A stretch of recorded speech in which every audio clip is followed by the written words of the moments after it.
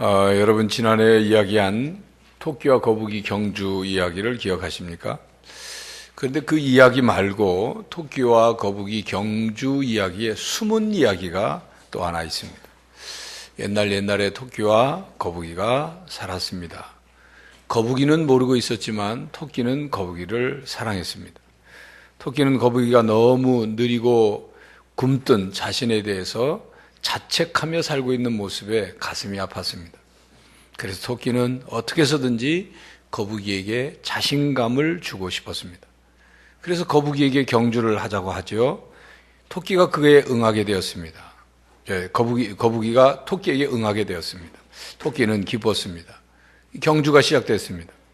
물론 거북이는 토끼를 따라잡을 수 없었습니다. 토끼는 어느새 저만치 앞서가는 토끼는 거북이가 뒤따라올까? 설마 포기하는 건 아닐까? 거북이를 걱정하면서 경주를 했습니다. 거북이가 이제 한참 토끼와의 거리가 차이가 나자 토끼는 앞에서 거북이를 기다리기로 하죠.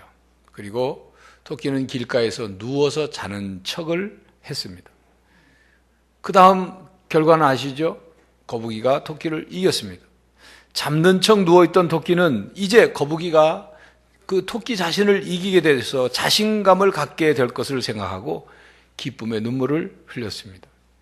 경주가 끝나자 사람들은 거북이는 근면과 성실의 그런 동물로 상징으로 생각했고 토끼는 자만과 방심의 낙인을 토끼에게 찍어버렸습니다. 그렇지만 토끼는 그 비난을 감수했습니다. 토끼 자신의 희생으로 거북이가 자신감을 회복하고 기뻐하는 모습을 보는 것이 더 행복했기 때문입니다. 라는 이야기입니다. 겉으로 보는 것으로 평가한다면 분명 거북이에게 진 토끼는 한심한 동물이죠. 그러나 보이지 않는 그 속에 숨은 이야기를 안다면 토끼를 그저 자만과 방심의 상징으로 보지 않고 거북이를 치유해 준 힐링의 상징으로 보게 될 것입니다. 보이는 것이 전부가 아닐 수 있습니다. 숨겨진 그 무엇이 있을 수 있습니다. 운전을 하다 보면 빨간 신호등이 바뀌어서 초록 신호등으로 바뀌면 기다렸다는 듯이 출발하고 싶어집니다. 그런데 앞차가 움직일 생각을 하지 않으면 조금 기다리다가 크락션을 누르죠. 빵빵 누릅니다. 그런데도 움직이지 않으면 속으로 투덜거리면서 도대체 앞차 운전자는 뭐 하는 거야? 이런 생각하면서 이제 그 차선에서 비켜나와 지나가려고 하죠. 그때 보면 앞차 앞에 또 다른 앞차가 문제가 생겨서 그 차가 서 있는 바람에 바로 앞에 차가 못 가고 있었다는 것을 보게 됩니다. 사람의 눈이라는 것은 차 한 대 앞을 못 보는구나 하는 것을 절실히 깨닫게 됩니다. 눈에 보이는 것으로만 보려고 하지 말고 눈에 안 보이는 것들을 보려고 해야 합니다. 살아가면서 눈에 보이는 것이 보이는 그대로인 경우도 있지만 눈에 보이는 대로가 아닌 경우가 많다는 사실도 우리는 깨닫게 됩니다. 목회를 하다 보면 오해를 받는 경우가 많습니다. 수많은 교인들이 다양한 관점과 성격과 성향과 그리고 관심과 요구를 가지고 저를 보기 때문에 나의 어떤 한 면, 어떤 한 사건을 가지고 각각 분석하고 평가하고 결론을 내립니다. 그리고 쉽게 말을 합니다. 어떤 경우는 말도 안 되는 오해를 받습니다. 사람들은 보이는 대로 자기 생각대로 판단하는 경우가 많기 때문이죠. 그동안 저는 여러 교회에서 목회를 하면서 여러 종류의 교인들을 겪었습니다. 그런데 나 또한 보이는 대로만 보고 잘못 오해할 때가 있었습니다. 교회에서 열심히 봉사하고 신앙이 좋은 사람처럼 보이지만 시간이 지나면서 다른 사람들로부터 그를 아는 동창이나 직장 동료로부터 들려오는 말이 교회에서와는 다르다는 이야기를 듣게 됩니다. 반대로 교회에서는 별로 봉사를 하지 않고 예배 마치면 곧장 집으로 가는 교인들을 보면서 속으로 신앙생활을 제대로 하고나 있나 그렇게 생각하며 보는 교인이지만 나중에 그를 아는 사람들, 이웃들, 직장 동료들을 통해서 그가 삶의 현장에서 신앙으로 살려고 애를 쓰고 있다는 말을 듣게 됩니다. 그런 때마다 내가 보는 대로가 전부가 아니구나 하는 생각을 합니다. 그래서 사람들에 대해서 최종적인 평가를 되도록이면 유보하려고 애를 씁니다. 보이는 것이 전부가 아니기 때문입니다. 오늘 설교는 눈에 보이는 것만을 쫓아 살던 롯에 관한 말씀입니다. 오늘 본문 말씀에는 두 사람이 등장하죠. 아브람과 롯입니다. 아브람은 롯의 삼촌이고 롯은 아브람의 조카입니다. 이 둘은 하란에서 하나님의 말씀을 따라서 가나안 땅으로 왔습니다. 그동안 고향 친척 부모의 집을 떠나온 그들이 하나님의 인도하심을 따라 거기까지 왔어요. 가나안 땅에 살다가 가나안 땅에 기근이 들어서 애굽 땅에도 내려갔다가 왔습니다. 애굽 땅에 갔다가 재산이 더 증식이 되어서 가나안으로 돌아왔습니다. 그곳에서 아브람과 롯의 가축들이 가나안 땅에서 점점점 숫자가 더 많아졌습니다. 그들이 베델에 이르렀을 때 그의 불어난 가축 수 때문에 함께 거하기가 어려워졌습니다. 아브라함의 가축의 목자들과 롯의 가축의 목자들 사이에 물과 풀을 확보하기 위한 서로 다툼이 일어났습니다. 그래서 아브라함은 롯에게 우리가 서로 다투지 말고 네가 먼저 떠나가 거할 땅을 선택하면 나는 그곳 말고 다른 곳을 선택하겠다고 제안을 합니다. 아브라함의 제안에 따라 롯은 요단 들판에 펼쳐져 있는 동쪽을 선택했습니다. 그들이 서 있었던 그 베델이라는 곳은 해발 800m 되는 지역이 언덕이었기 때문에 그곳에서 요단 남쪽 경계인 소알까지 온 땅에 물이 넉넉한 것을 볼 수 있었습니다. 롯이 바라본 요단들은 여호와의 동산 같고 애굽 땅과 같다라는 말씀처럼 좋아 보였습니다. 롯이 바라본 땅은 비옥한 땅이었습니다. 그러므로 많은 가축을 거느린 롯의 관심이 그쪽으로 향하는 것은 당연한 일이었습니다. 그러나 롯의 선택은 잘못된 선택이었습니다. 왜 잘못된 선택일까요? 비옥한 땅, 풀과 물이 풍부한 땅은 자신의 가축을 먹이고 기르는데 얼마나 좋은 조건인데 왜 그것을 선택한 것이 잘못된 선택일까요? 그 땅에서 벌어질 사건들과 결말을 보면 롯의 선택이 분명히 잘못되었다는 것을 우리는 깨닫게 됩니다. 오늘 본문 말씀 창세기 13장 다음 장인 14장에 보면 소알 땅의 비옥함과 눈에 보이는 발달한 문명만을 보고 그것을 선택한 롯이 어떤 어려움을 겪게 되는지를 말씀하고 있죠. 전쟁이 일어나고 그 전쟁의 포로로 잡혀갑니다. 창세기 19장에 보면 나중에 소돔과 고모라 성에 내린 하나님의 불심판이 임하게 되는데 바로 롯이 선택한 그곳이었습니다. 눈에 보기 좋아서 그것을 선택했지만 그 땅이 하나님의 심판의 유황불이 임할 거라고는 롯은 알지 못했겠죠.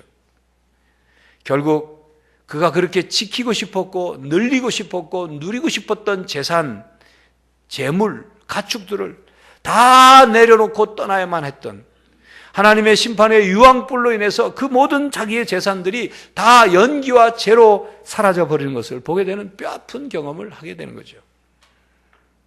롯은 자신의 선택과 결정의 근거를 보이는 것에서부터 찾았습니다. 보이는 것을 기준으로 자기의 선택을 한 거죠. 그것은 그의 파멸의 원인이 되었습니다. 존 필립스라는 사람은 롯의 생애에 대해서 이렇게 평을 했습니다. 롯은 헌신에 소극적이었고 욕망은 세속적이었으며 결정에 있어서는 잘못된 방향을 선택했다. 롯은 보이는 것만을 보고 선택했습니다. 그의 선택은 극히 세속적인 선택이었습니다. 물질적인 풍요와 안정적인 물 공급이 가져다 줄 안락만을 생각했어요. 롯이 선택한 물질적 풍요의 가능성 안에는 그 물질적 풍요의 가능성과 비례해서 그 안에 악한 인간관계의 복잡한 그런 것들이 있다는 것을 미쳐보지 못한 거예요. 그 안에 죄악이 도사리고 있다는 것을 보지 못한 거예요. 롯은 그것을 보는 눈이 없어서 결국 큰 어려움을 만나게 됩니다. 롯의 선택은 합리적인 것 같았지만 보이는 것에 의존한 결정이었습니다. 롯의 인생의 내리막길은 보이는 것에 기초해서 선택한 그때부터 시작된 것입니다. 에덴 동산에서 하와가 보함직한 그 열매의 마음을 빼앗긴 그런 안목의 정욕의 유혹에 빠진 것과 똑같은 것입니다. 보이는 것은 물질적인 욕심과 연결되어 있습니다. 보이는 것을 사랑하고 보이는 것을 더 중요하게 여기고 보이는 것에 마음을 빼앗긴 사람은 탐욕에 사로잡힐 수밖에 없습니다. 그런 사람은 이기적이고 물질적인 그런 선택을 하는 사람. 그 결과 소탐대실을 하게 되죠. 작은 것을 탐하다가 큰 것을 입는 사람이 되는 겁니다. 교회 여러분, 보이는 것에 마음을 빼앗기지 않기를 바랍니다. 교회 여러분, 롯이 아브라함에게 어찌 나보고 삼촌을 떠나라고 하십니까? 나는 삼촌을 떠날 수 없습니다 라고 대답했다면 어떻게 됐을까요? 우리는 여기에서 잠깐 이름이 롯과 아주 비슷한 룻을 한번 생각해 봅시다. 룻은 모압 여인이었습니다. 롯이 낳은 아들들이 모압과 암몬 자손들인데 그 룻은 바로 롯의 자손인 모압 자손의 여인이에요. 룻은 시어머니 나오미가 모압 땅에서 다시 유대 땅으로 가려고 하면서 과부가 된 자신에게 자신을 떠나가라고 했을 때 룻은 시어머니에게 뭐라고 합니까? 어머니께서 가시는 곳에 나도 가고 어머니께서 머무시는 곳에 나도 머무르겠어. 어머니의 백성이 내 백성이 되고 어머니의 하나님이 나의 하나님이 되고 어머니가 죽는 곳에 나도 거기에 죽어서 묻히겠습니다 라고 말했죠. 롯도 삼촌 아브라함에게 삼촌의 하나님이 나의 하나님이 되고 삼촌에게 하신 하나님의 약속이 곧 나에게도 이루어지기를 바랍니다. 그동안 하나님의 명령을 따라 고향, 친척, 부모의 집을 떠나 여기까지 삼촌과 함께 여기까지 왔는데 내가 삼촌을 떠날 수 없습니다 라고 했다면 어떻게 됐을까요? 그러나 롯은 그렇게 하지 않았어요. 왜 그렇게 하지 않았습니까? 자신이 가지고 있는 재물을 지키는 일에 집착함으로 삼촌과의 관계에서도 예의를 잃어버렸고 삶과 신앙의 환경조차도 전혀 고려하지 않았습니다. 롯은 믿음보다 보이는 것, 현세적인 것, 물질적인 것을 더 중요하게 여겼기 때문입니다. 롯이 하나님의 약속을 기억했다면, 롯이 하나님의 약속을 소중히 여겼다면, 롯이 하나님의 약속을 따라 살려고 했다면, 롯이 하나님의 약속 때문에 고향, 친척, 부모 집을 떠나서 그리고 하나님을 섬기고 하나님을 끝까지 믿기로 했다면 그는 아브라함처럼 가나안 땅을 선택해야만 했습니다. 그러나 그는 그 당시 눈앞에 보이는 별 볼 일 없어 보이는 하나님의 약속과 매력적인 세상의 부귀영화를 보고 둘 중에 바로 세상의 풍요를 선택한 것이죠. 믿음의 선택이 아니라 보이는 부귀영화를 선택한 것입니다. 믿음의 선택이 아니라 보이는 것에 더 가치를 둔 선택은 그 다음 단계를 살아갈 때 그 다음 단계에서 보이는 것을 위해서 더 타협해야 되고 더 물러서야 하고 더 소중한 것을 포기해야만 합니다. 신앙인이라고 자처하는 우리들에게도 이런 롯의 모습이 보일 때가 있습니다. 보이는 것을 위해 믿음을 저버릴 때가 있습니다. 롯처럼 십자가의 길보다는 영광의 길을 선택할 때가 있습니다. 손해보는 것을 선택하기보다는 이익이 되는 일을 선택할 때가 있어요. 하나님의 약속의 말씀을 붙잡고 믿음을 선택해야 하는데 그렇지 못할 때가 있다는 것이죠. 세상은 끊임없이 그리스도인들에게 눈앞에 보이는 세상적인 유익을 제시하면서 유혹을 합니다. 그러므로 그리스도인은 눈에 보이는 것만을 보고 선택한 롯의 마지막의 모습을 보고 경각심을 느껴야 하는 거죠. 믿음이 밀리지 않아야 한다. 그 말. 하나님의 약속의 말씀을 버리지 말아야 하는 것입니다. 지난 주일 저녁 일일 부흥회 때 고은 목사님의 말씀처럼 우리의 믿음이 밀리지 말아야 한다. 보이는 것에 밀리지 말아야 한다. 그 말입니다. 우리는 보이는 것만 보지 말고 보이지 않는 것을 보고 보이는 것의 중심을 보아야 합니다. 예수님께서는 보이는 것을 통해서 보이지 않는 하나님을 보셨습니다. 보이는 것을 통해서 보이지 않는 하나님의 뜻, 보이지 않는 하나님의 섭리, 하나님의 손길, 하나님의 통치를 보셨습니다. 공중에 나는 새를 보시고 들의 백합화를 보시면서 하나님께서 그들을 먹이시고 입히시는 것을 보셨어요. 예수님께서 참새를 보시면서 참새구이를 생각하신 것이 아니라 저 참새 한 마리도 하나님께서 허락하시지 않으면 땅에 떨어지지 않는다고 하나님의 주권과 통치를 보셨어요. 그리고 참새보다 귀한 사람의 생명에 대해서 말씀하셨습니다. 마가복음 7장에는 예수님의 제자들 중에 식사 전에 정결례식에 소홀히 하고 손을 씻지 않고 음식을 먹는 그런 것을 본 바리새인들과 서기관들이 예수님께 공격하듯이 질문하죠. 당신의 제자들은 어찌 정결 전통을 우습게 알고 손을 안 씻고 음식을 먹습니까?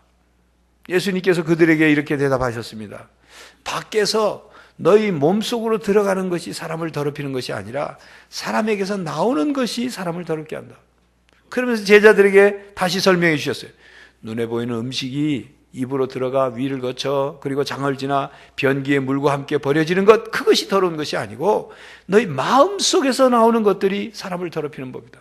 그 마음속에 나오는 것, 그것은 곧 악한 생각, 음란, 도둑질, 살인, 간음, 탐욕, 악독, 속임, 음탕, 질투, 비방, 교만, 우매함이니 이 모든 악한 것이 다 속에서 나와서 사람을 더럽힌다.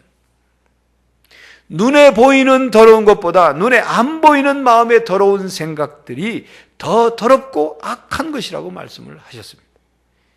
예수님은 보이지 않는 마음과 영혼을 보셨습니다.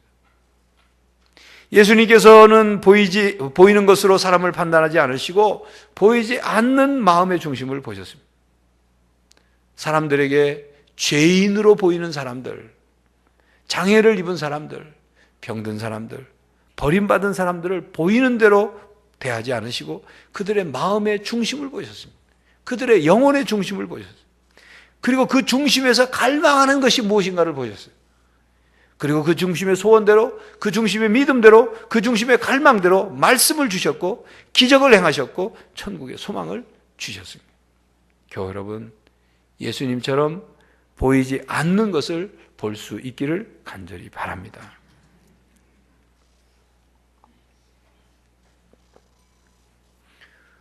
우리는 우리의 신앙이 어린이의 신앙 단계에 머물지 않고 어른 단계의 신앙으로 자라야 합니다.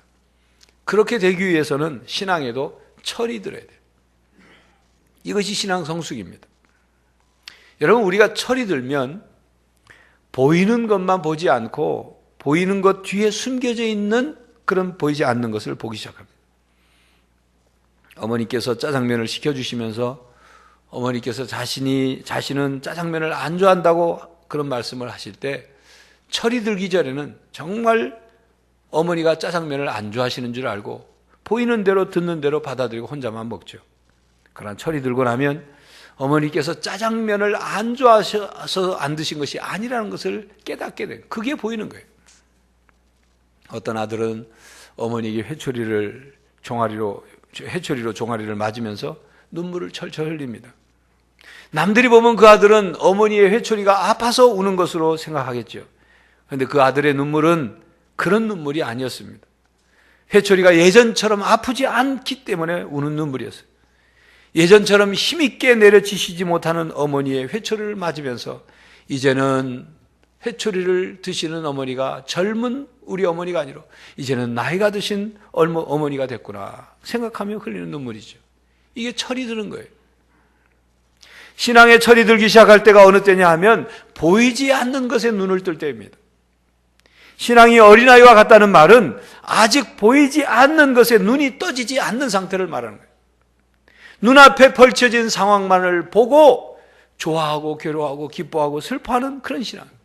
지금 당장 돈 많이 벌면, 지금 당장 형통하면, 지금 당장 건강하면 그러면 하나님이 나를 사랑하시는구나. 그거만 깨닫는 거예요. 그러나 신앙에 철이 들면 환난 가운데서도 즐거워합니다. 지금 당장 보이는 것, 지금 당장 겪는 것은 환난이지만 환난은 인내는 연단은 소망을 이루는다는 것을 믿음으로 보니까 지금만 보는 사람과 하나님께서 함께 하시는 나중을 보는 사람과는 분명한 차이가 있습니다. 사도 바울은 고린도후서 4장 18절에 우리가 주목하는 것은 보이는 것이 아니요 보이지 않는 것이니 보이는 것은 잠깐이요 보이지 않는 것은 영원함이라 라고 하나님의 말씀을 전했습니다. 바울은 삶에서 겪기를 영원한 것은 이 땅에 없다. 그걸 깨달은 거예요.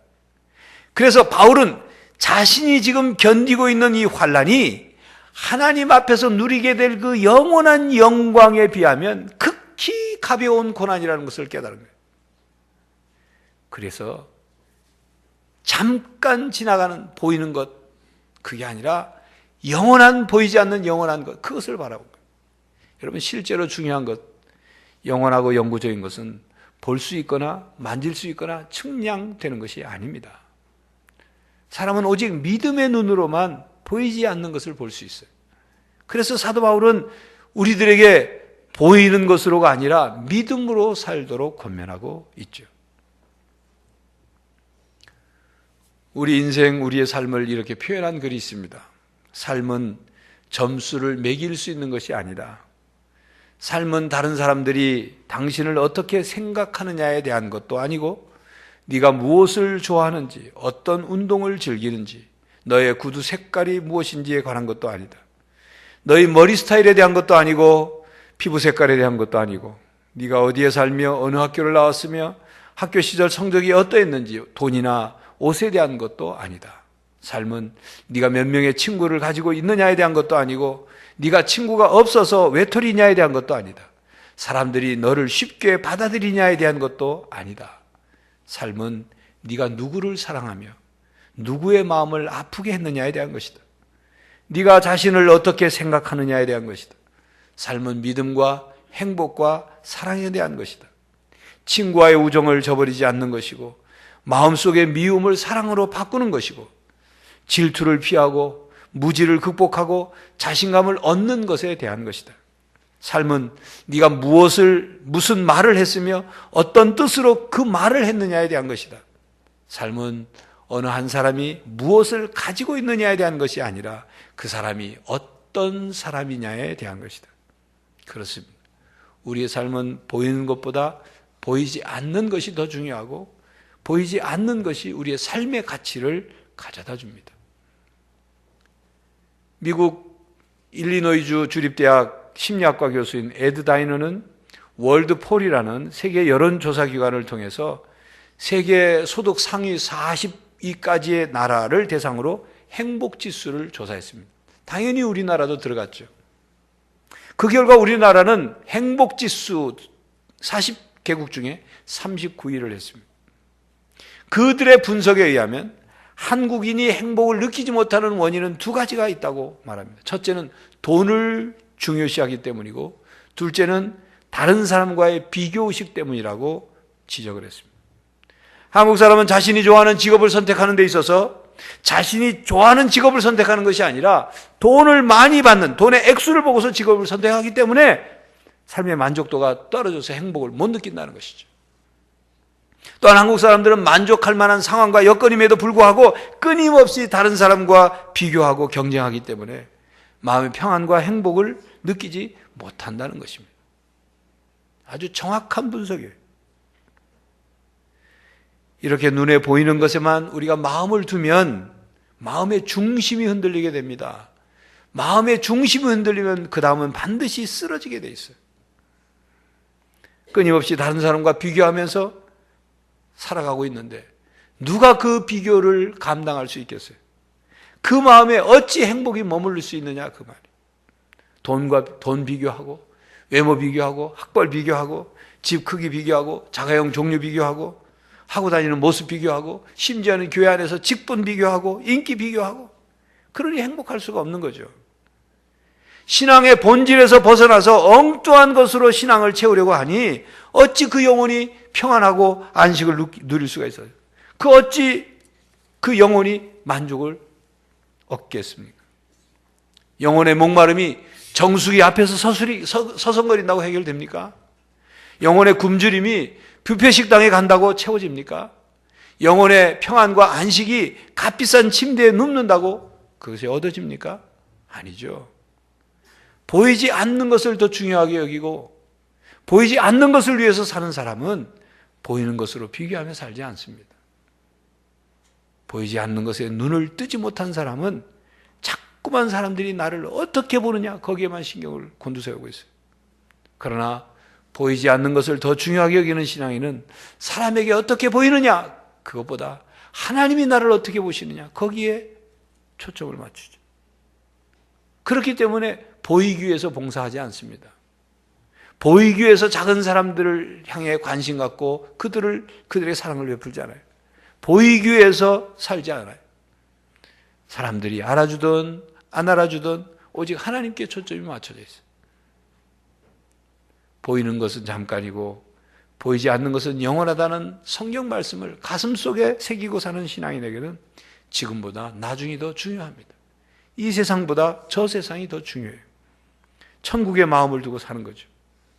우리가 천국의 마음을 두고 산다는 것은 육체의 눈의 기능을 통해서 천국을 보는 것이 아니라 그것보다 훨씬 더 심오한 것, 즉 성령 하나님을 통해서 믿음을 통해서 천국을 보며 살아가는 거죠. 보이지 않는 것을 보는 믿음의 눈을 가진 사람만이, 보이지 않는 것에 눈을 뜬 신앙인만이 소중한 것과 버릴 것, 보물과 쓰레기, 그리고 순간적인 것과 영원한 것을 분별할 줄 알아요. 그리고 무엇을 선택해야 하는지를 확실히 알고 살아갑니다. 우리는 약속받은 가나안 땅으로 함께 출발한 아브라함과 롯이 그들의 인생의 결말이 각각 어떻게 되었는지를 알게 되었습니다. 보이는 것에만 마음을 둔 롯은 고통과 불행을 겪었습니다. 보이는 것은 잠깐이고 보이지 않는 것은 영원합니다. 보이는 것을 위해 살지 말고 보이지 않는 것을 더 소중히 여기고 보이지 않는 것을 믿음으로 바라보며 이루며 살아가는 성도들이 되시기를 간절히 바랍니다. 기도하겠습니다. 하나님, 이 세상엔 우리의 눈을, 우리의 마음을, 우리의 삶을 빼앗고 뒤흔드는 많은 것들이 있습니다. 보이는 것, 바로 그것 때문에 우리가 열등의식을 느끼고 좌절을 경험하고 절망하고 우리 삶이 송두리째 흔들리고 있지 않은지 우리 자신을 돌아봅니다.